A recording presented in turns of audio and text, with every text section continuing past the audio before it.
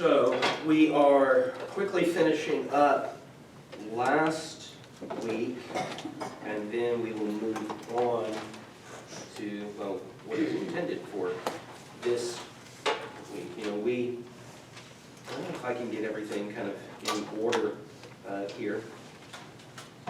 Okay. So we left off, and I'm not sure if this is the beginning or not. Okay. So we left off, we were looking at, Genesis 6, 1 and 2, first of all.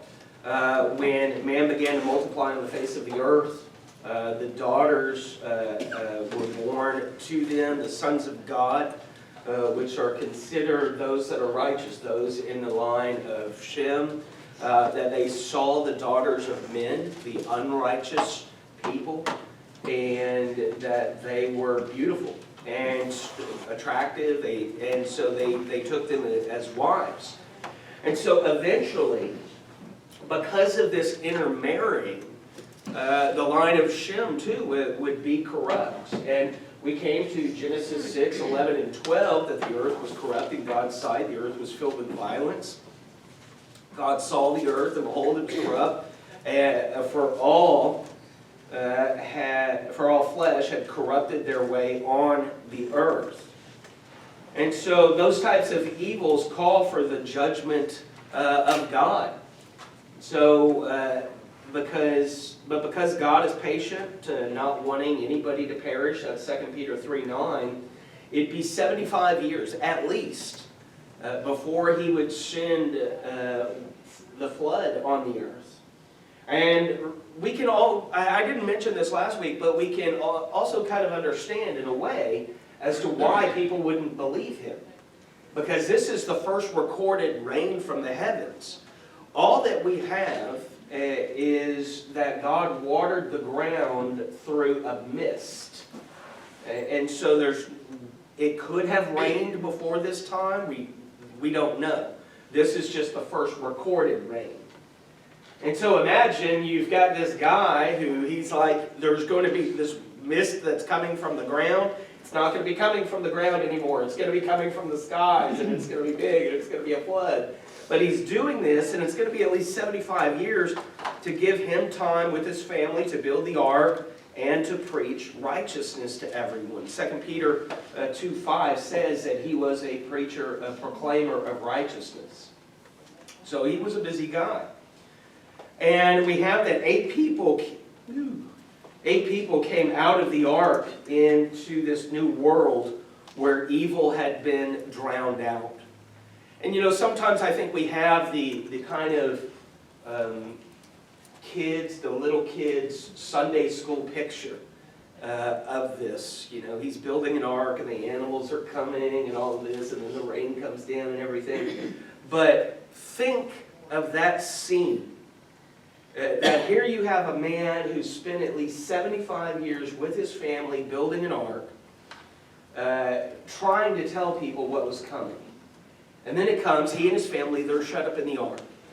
And you just think of all of the people screaming, maybe pounding on the ark, you know, saying, let me in, but God has shut them in. They had their opportunity to hear as the water starts to rise, the men, women, and children, screaming and drowning, mothers weeping as their babies die because they can only hold them for so long while trying to tread water, and even the animals and their groaning and their death. And that had to be very difficult for him and for his family to be in the boat, you know, in the ark, and to hear all of this, and there's nothing that you can do about it except to say, I tried to warn you. I tried to tell you that it was coming. You know? So it's not really this, you know, kind of bright, colorful, you know, little Sunday school thing that we would tell kids. And obviously we don't want to talk to kids about, you know, mass death or something before they're ready to handle it. But that's really kind of the picture. And to hear it, not just on day one or day 2. I mean, it rained for how long? 40 days, 40 nights, right? Now think, what's happening as the water's rising, the boat's rising too, right? The ark is rising with it. But then you think of people who are trying to climb up, they're trying to escape. So it's not that everybody dies day 1, but they're climbing up mountains and hills and all of this, trying to escape and saying, okay, maybe it's not going to get me, maybe it's not going to get me. They would have had to have endured that for at least days, if not weeks, depending on how fast the water rose. And it's all, I try to warn you, you know. And so I know that sometimes, you know, let me see here, I can't remember the verse offhand, and I don't want to tell you the wrong reference.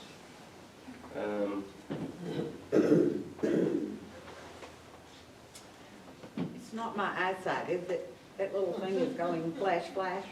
Yes. No, yeah, that's the lightning. Okay, It's lightning. okay. Yeah. Verify that. Joel 2:31, talking about this day of the Lord, and it says that the sun's going to be turned to darkness, the moon to blood, before the great and terrible day of the Lord come. That's just one example. You know, I've known people who have prayed and be like, oh, I can't wait till Jesus comes back, right?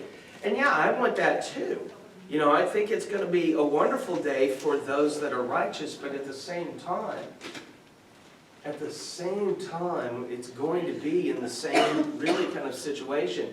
And Jesus spoke about this in saying that it's going to be like in the days of Noah. There's going to be, you know, some people in the field and they're not going to be paying attention, and one's going to be taken, and all of this. And so it's a hard thing. You know that song we sing about there's a great day coming? Yeah. What extreme emotions that song brings. You know? Yeah. Terrible. No, absolutely. Absolutely. Oh, yes, ma'am. I have a question here, unrelated sort of. I was reading 6 verse 4, and it says the Nephilim were on the earth in those days. What is that? Genesis 6. Yeah. That's really kind of a whole study in itself. Is that a Part, people? huh? Is that a people or is that people? Realistically, it depends on who you ask, because some commentators will say that the Nephilim were fallen angels. Some people would say that they were giants, and some people would say it was the sons of men and not the daughters of men, that's just how they were referred to. So it really kind of depends on the commentator that you ask or that you look to, really. But there's not I guess a total clear answer for it. My easy to read Bible refers to them as famous and powerful soldiers in ancient Yeah. times. Oh, Like okay. the giants, like you think Goliath, for example, of the Philistines, you know. Because it says that you know, they went to the daughters and men had children by them, so I didn't know what they were supposed to be, or who. Now I know, thank you. Yeah. And you know, we might think, could there really be people that tall? I mean, come on, look at the NBA. You know, I mean, tall people, it's not like it's some unnatural phenomenon. Some people are just taller than others, you know.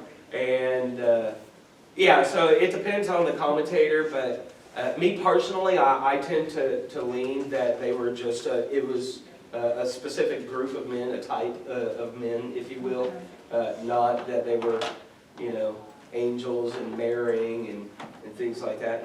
And part of the reason is because in the New Testament, when people are asking about heaven and being married, Jesus says they will be like the angels who neither marry nor are given in marriage.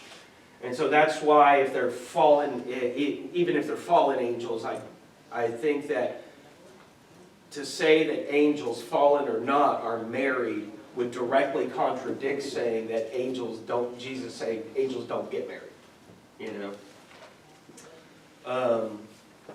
Good question, man. And not totally off point. I mean, we're here in Genesis, you know. So 8 people come out of the ark. They go into this new world where evil had been drowned out. Noah offers burnt offerings to the Lord there in Genesis 8:20. And in turn, the Lord blesses Noah and his sons there in Genesis 9:1. Now, there's a lot of people who will say, if the world is so evil, why doesn't God just do something about it? Why doesn't He just start over? You know? Here's the thing, He did that. You know? People are like, well, you know, if the world is so evil, why doesn't God just do something about it? He did. He did it once. He flooded the world, left only 8 people alive. The flood removed rampant corruption, but it did not restore the world of Genesis 1 and 2. Because Genesis 1 and 2, that is a perfect world. Genesis 3:6, sin enters into the world through Adam. And so then the world is corrupt, becomes corrupt. God floods it, but it doesn't restore Genesis 1 and 2. You know, sin it's in the world. You know, the genie's been let out of the bottle. And so, and then after some time, Noah, he gets drunk, and he lays uncovered in his tent. Ham sees his father's nakedness and mocks him. Now, a couple of notes. If you're jotting down notes, you might want to write down Deuteronomy 21, 18 to 21. Deuteronomy 21, 18 to 21. Deuteronomy 27 and verse 16. Exodus 21, verse 15. And Mark 7 and verse 10. Mark 7 and verse 10. Those particular verses reference a type of honoring of the parents, or not mocking parents, or not being disrespectful to parents, just kind of the parent-child relationship there. Now, that's Deuteronomy 21, 18 to 21, Deuteronomy 27, 16, Exodus 21, 15, and then, Exodus 21, 15, and Mark 7 and verse 10. Because it's outside of the scope of this class, we're not going to discuss as to what it is that Ham did to his dad, because realistically, there is no way to tell, you know. It just says that when Noah woke up and knew what his son had done and what have you. So then fast forward 2 chapters, and we get to the Tower of Babel. So Noah's descendants, I'll go ahead and get that off the screen, because that way your eyes aren't like. So Noah's descendants, they multiply as God commanded there in Genesis 9 and verse 1.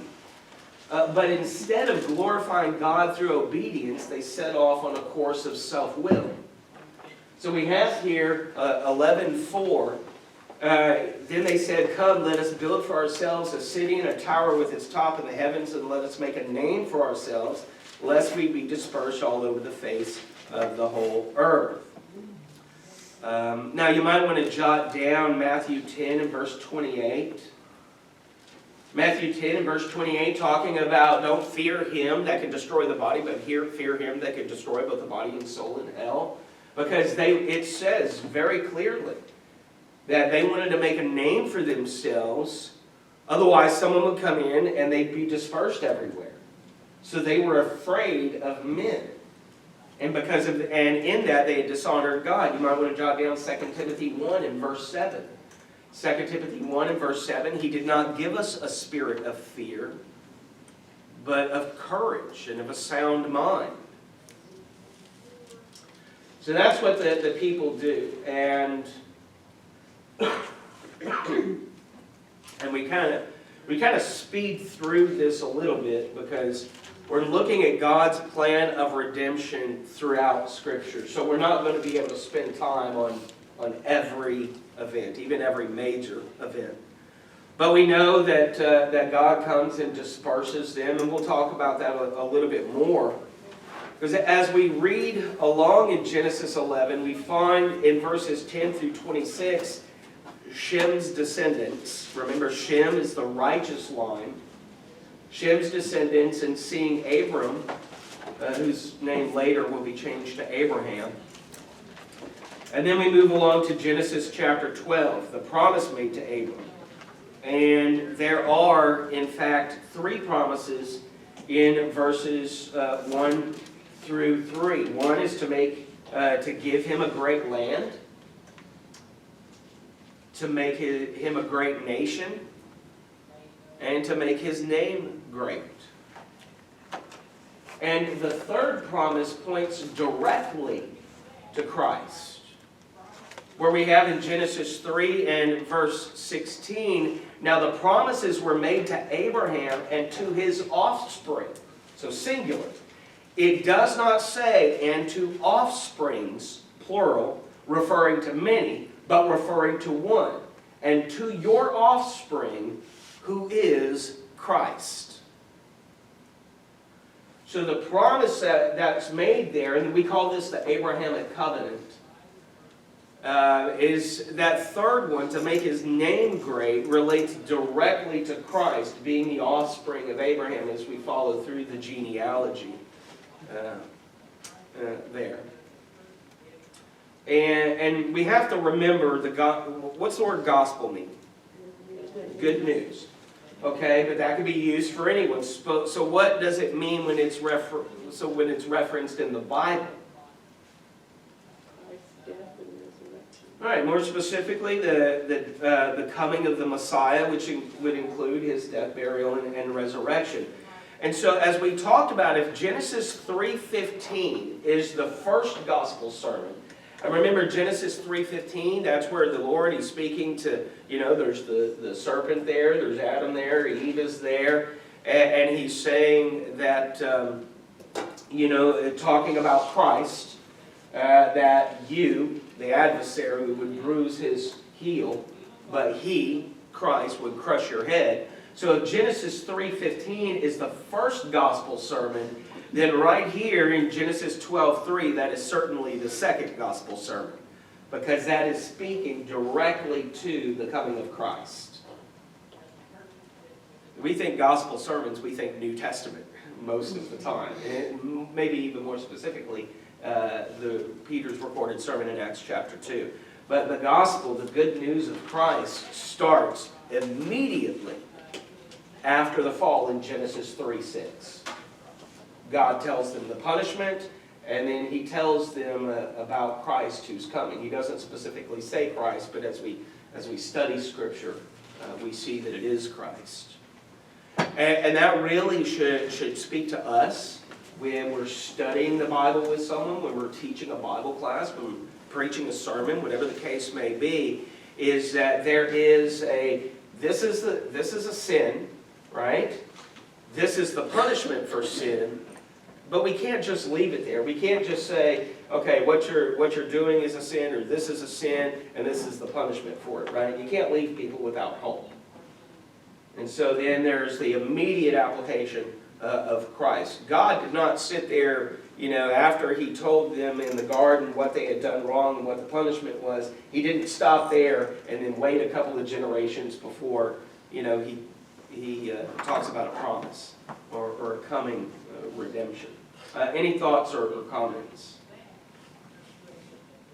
And we're going to look at more of this when we get into part 3.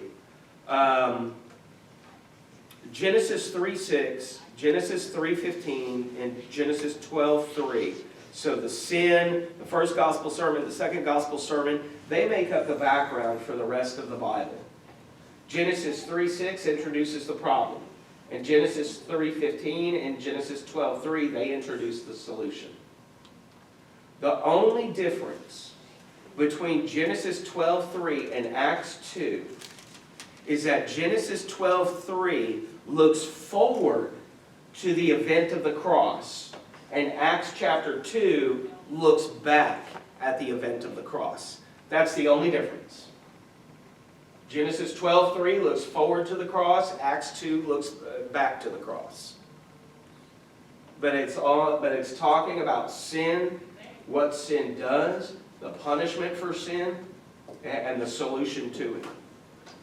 And the problem of Genesis 3:6 is the problem of every generation. You can go ahead. It's the problem of every generation there, in that she saw that it was good, that lust of the flesh, that lust of the eyes, and the pride of life. That is the problem of every generation. Any thoughts or comments, and then we'll get into part 3. Okay. So part 3, we're really looking at Genesis chapter 12 through Genesis chapter 50. Is that part 3? What is going on here? I don't know. It's really goofy. Part 3 should be in that folder, Yeah, if you just want to open that one. let's go this way. How's this? Let me start here. Technology hates me. There we go. Okay, great. So if you'd like to go ahead and open up your Bibles to Genesis chapter 11, if you don't already have them there. Genesis chapter 11.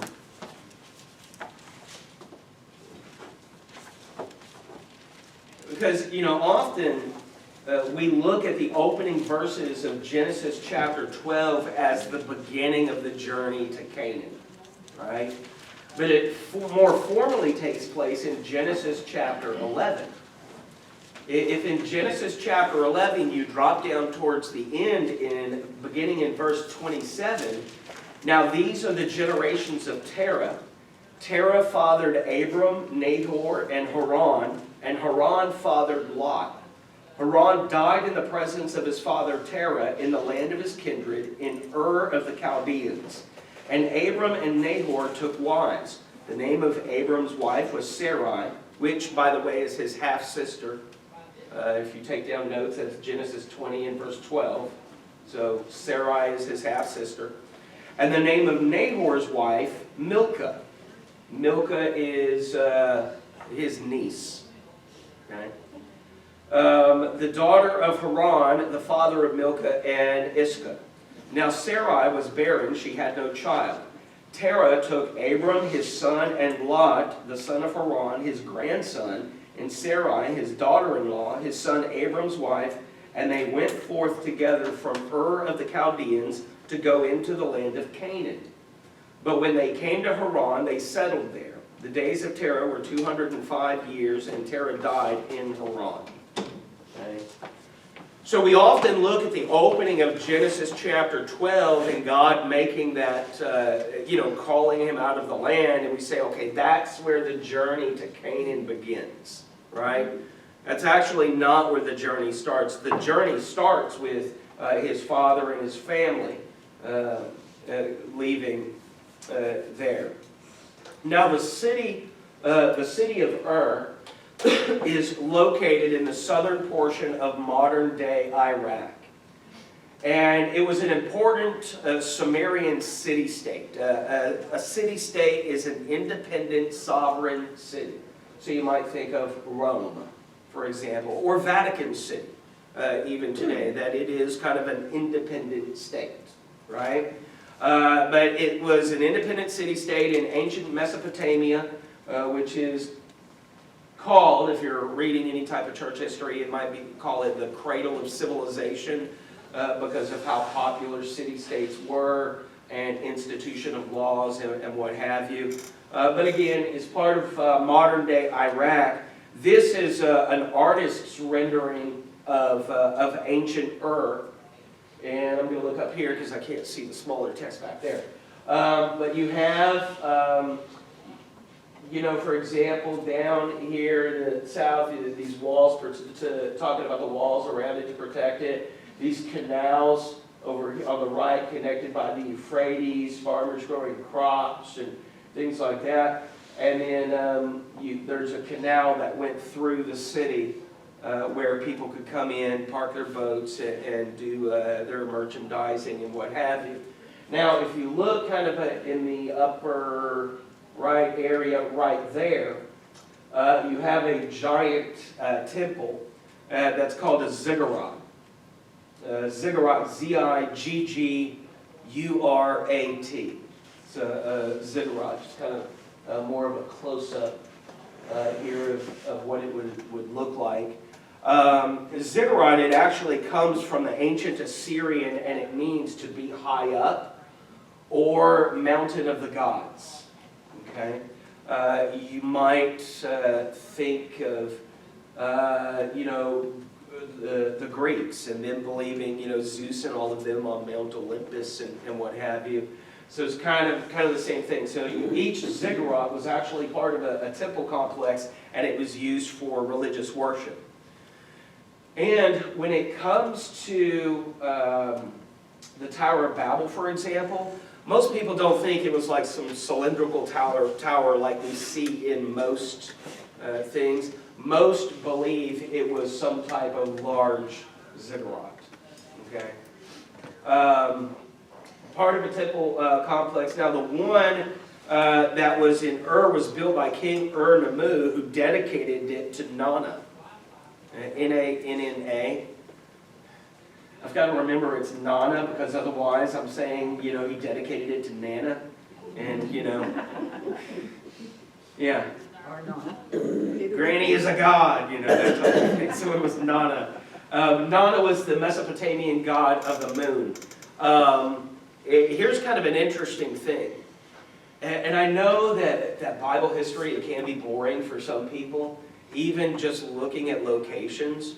But here's kind of an interesting thing, is that Nana also goes by another name, Suen, which is actually spelled S-I-N.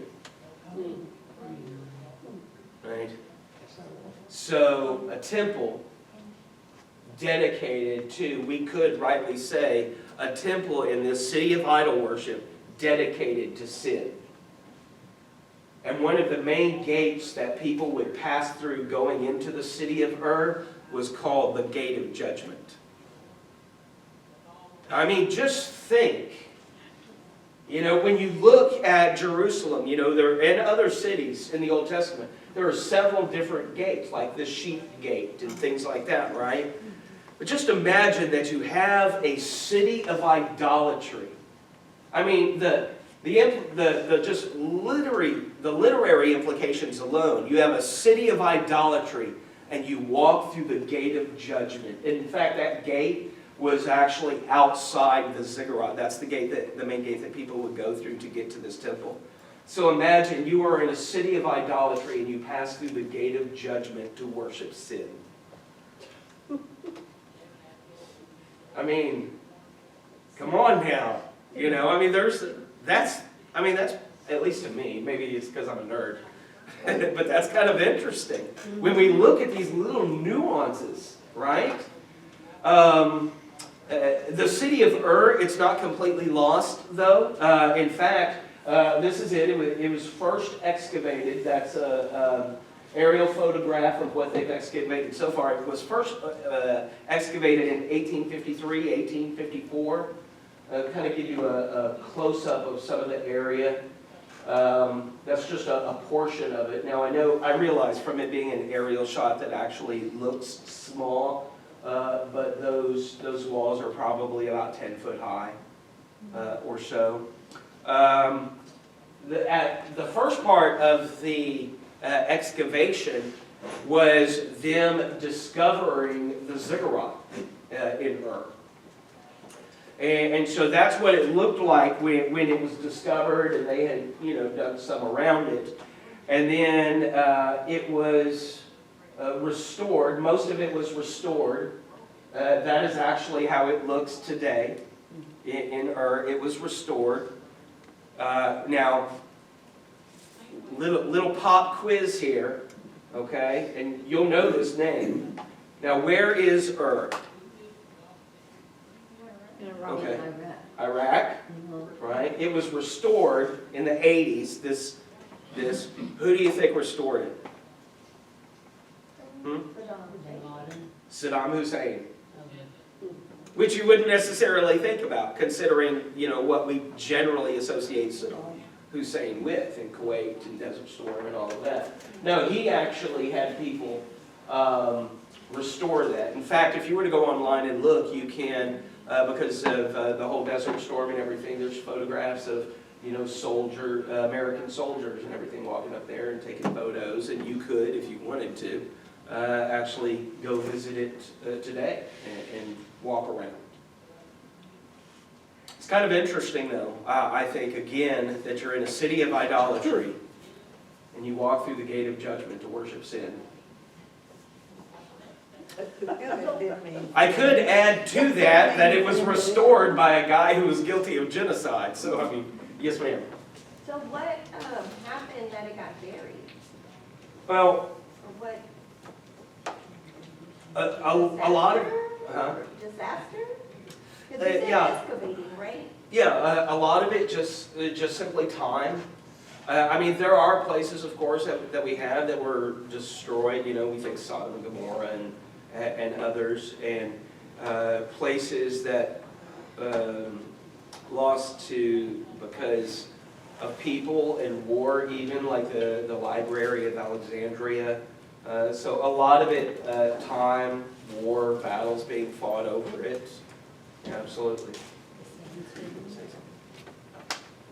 Yeah, sand. I mean, we're in the desert, and so you think of sometimes people, having to redo the walls on the side of a building and do the sand blasting, so high pressure, sand and things. So that's going to wear on rock and what have you.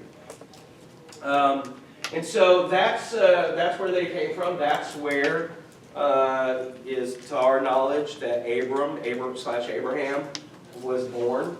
They take the family to the city of Haran. So after leaving Ur, they traveled a little over 640 miles to the city of Haran, which is in modern-day Turkey. Okay, so they're over here in Iraq. They travel about 640 miles to what is modern-day Turkey, and they get to Haran. This is part of Haran as it stands today. This little part on the right is actually called the Castle of Haran. And then you have some ruins again. But we also have to figure, to the point of what happened, is that earthquakes are known in these areas to have them.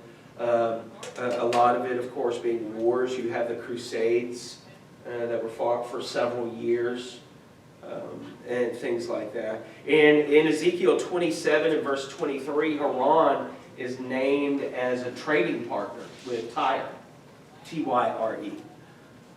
So these are very big things. Now, Haran was also a place of idol worship, and we're gonna look at it here.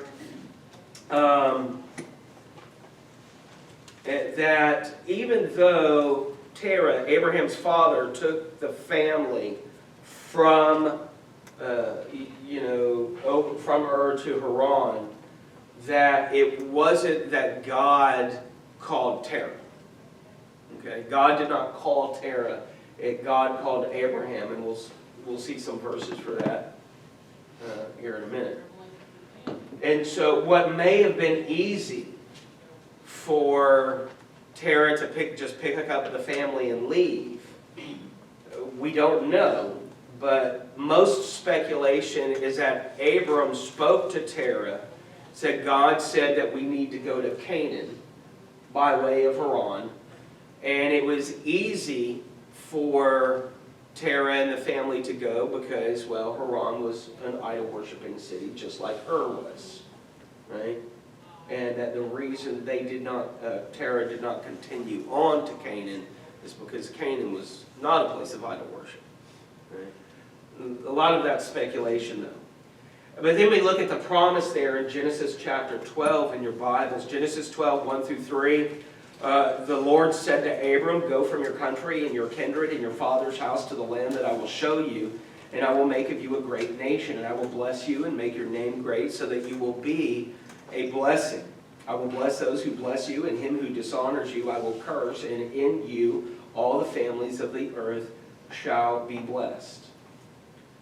So Abram's father Terah has died at this point. And we know this from Acts chapter 7, verses 1 through 4, when Stephen, the first recorded martyr, is speaking. There in verses 2 through 4, and Stephen said, "Brothers and fathers, hear me. The God of glory appeared to our father Abraham," so not Terah, but Abraham, "when he was in Mesopotamia, before he lived in Haran," so that would be "and said to him, Go out from your land and from your kindred, and go into the land that I will show you. Then he went out from the land of the Chaldeans and lived in Haran, and after his father died, God removed him from there into the land in which you are now living."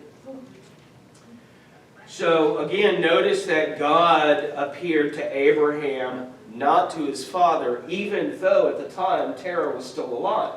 Now that's important because this is before the law is given in Exodus chapter 20. And before the law was given, it was a patriarchal system that generally is that God, the voice of God, angel, or what have you, spoke maybe through a prophet, but it came through the father to the son. And this is that God skips over the father and speaks to the son. Right?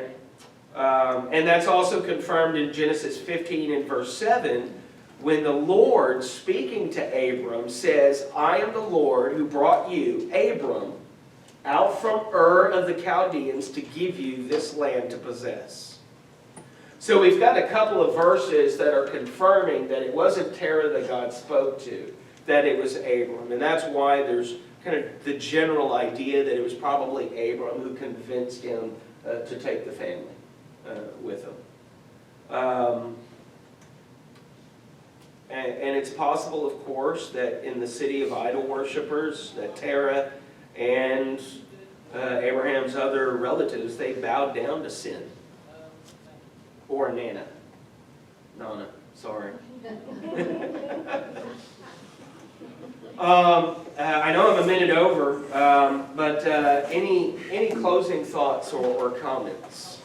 What was so special about Canaan, though? Was it near the water? Some of it was, it's part of it because of the geographical location, part of it also because of the climate. There's not a specific, one specific reason as to why it was, Canaan and not up here and what have you. There's some speculations that it had not been as corrupt as other places.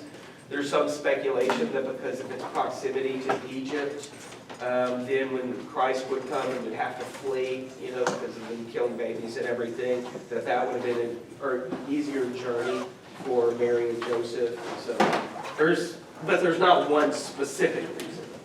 Yeah. Any other thoughts or comments or questions? Okay. Well, I appreciate your time, and if y'all have questions or something, but maybe you don't want to ask them in class, that's fine, we can talk after. But we will go ahead and pick this up next week. Thank y'all, though.